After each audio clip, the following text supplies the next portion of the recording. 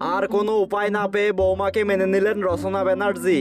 রচনা বলেন, প্রনিলের কাছে আমায় হার মানতেই হলো। আমি মেনে নিলাম তাদের সম্পর্কটা, তবে এই সম্পর্কটা মানতে আমি প্রনিলকে কিছু শর্ত দিয়েছি। আমি প্রনিলকে বলেছি, আগে তোমার পড়াশোনা শেষ করতে হবে এবং তোমাকে ভালো রেজাল্ট করতে হবে, তবে আমি তোমার সব আবদার পূরণ করব, তার আগে কিন্তু নয়। এরপর রচনা ব্যানার্জি আরো বলেন, প্রনিল আমার প্রস্তাবে রাজি হয়েছে। সবকিছু মিলিয়ে ব্যাপারটা হচ্ছে এটাই, এখন আমরা অনেক ভালো আছি। বেশ কয়েকদিন যাবত ভীষণ অশান্তিতে দিন কাটাচ্ছিলেন রচনা, তবে বর্তমান অনেকটা শান্তির নিঃশ্বাস নিয়ে মিডিয়ার সামনে আসেন তিনি।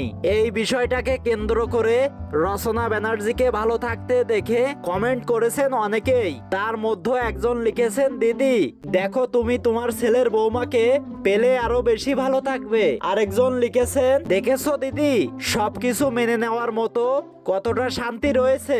আবার অন্য আরেকজন লিখেছেন, শেষ পর্যন্ত তো মেনেই নিলে, তাহলে এতদিন ধরে এতটা খারাপ থাকার কি দরকার ছিল। তো বন্ধুরা, রচনা তার ছেলের বউকে মেনে নেওয়ায় কে কে খুশি হয়েছেন তা কমেন্টে লিখে জানিয়ে দিবেন। দেখা হবে পরবর্তী কোনো ভিডিওতে। ভিডিওটি ভালো লাগলে চ্যানেলটি সাবস্ক্রাইব করে পাশেই থাকবেন।